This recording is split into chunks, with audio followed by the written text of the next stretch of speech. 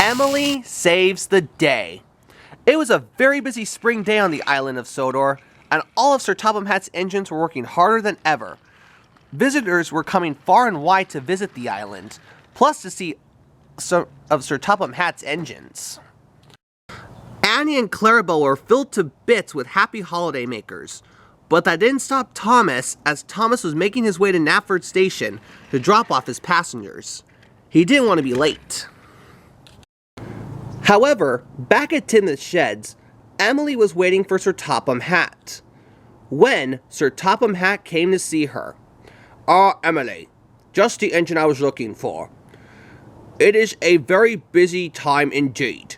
We have more vacationers than usual coming during these busy spring times, so much so that some of the coaches are filled to bits. However, Emily, I have a very special job for you," Sir Topham Hatt told to Emily. Emily was curious about what her job would be. Sir, do I have to take that flower again?" Emily said, curiously. Sir Topham Hatt chuckled. "No, Emily. Your job is far more important than taking that flower. You are going to be helping out with all these special vacationers. You're going to be taking passengers from the coastal track all the way down to Black Lock. Best of luck, Emily," said Sir Topham Hatt. And that's when Sir Topham Hatt walked away. Emily was excited. "Oh, I'm a little nervous about taking passengers, but I'm sure I'll do a really good job," Emily said. "Don't worry, old girl. I'm sure we'll do well," said her driver. That's when Emily tooted her whistle and puffed off to the coachyard to collect her coaches. That's when, later on that late afternoon, Emily arrived at the coachyard. She buffered up behind the express coaches. Emily was rather nervous. "Oh, I haven't taken passenger trains before. I hope I can do well," Emily said to herself. Emily's driver smiled. "Don't worry, old girl. I'm sure we will manage well with these passengers," said Emily's driver to Emily. Then, Emily heard a familiar whistle. It was Percy. Percy was on his way to also help out take some of the passengers on Thomas's branch line. Percy was excited to see Emily. "Oh, hey there, Emily. I heard you're going to be helping out some of us engines with the extra passengers," Percy said excitedly. "Yes, I am, Percy. I'm just rather nervous about taking my first passenger train because, well, of all these vacationers," Emily said. "Don't worry, Emily. I'm sure you'll do well. Well, I like to stay and chat all day, but I have to go and help out Thomas take passengers on the Farquhar branch. See you later, Emily." And then Percy puffed off.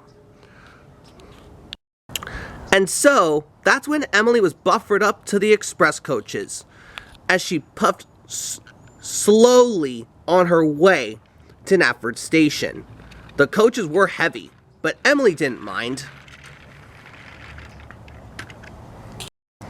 And so, that's when Emily arrived at Knapford Station.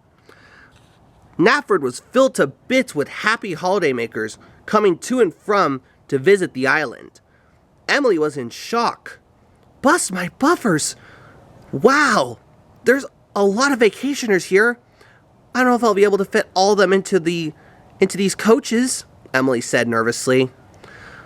But before Emily could finish, the passengers began to board her coaches, and the guard blew his whistle.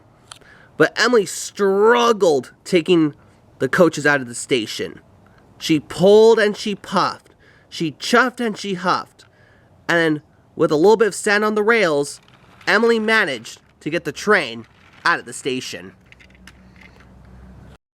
And so, tired and triumphantly, Emily arrived at the coastal track. She was a little exhausted, but relieved when she saw the beautiful seaside. Emily was amazed at how beautiful the seaside was. "Wow," she said to herself. "That is a beautiful, beautiful seaside," Emily said, as Emily admired the ocean sea while her passengers disembarked to enjoy the seaside. However, While Emily was busy with her passengers at the coastal track, there was trouble. As Toby was making his way to the Farquhar branch, something happened.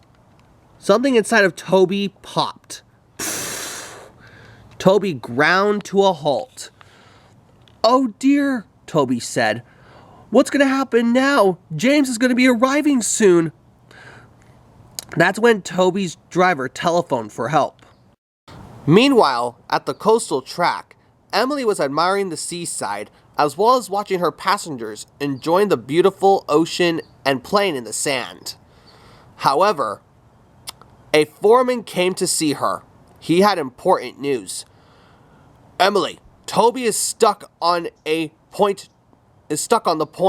James will be arriving soon with the express." Emily was in complete shock. "Oh no, Toby's our friend. I must help him."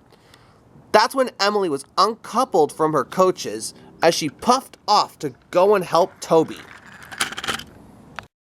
That's when Emily arrived at the junction where Toby was stuck. She felt bad for Toby, but she knew just what to do.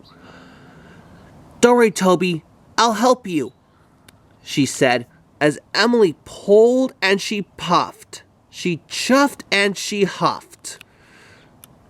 She wasn't trying to be like Gordon, but she was trying her very best to help her friend in need. And then, like that, Emily managed to move Toby out of the siding, just in time. James was shocked and pleased for Emily. "Well done, Emily," he said as he puffed on his way.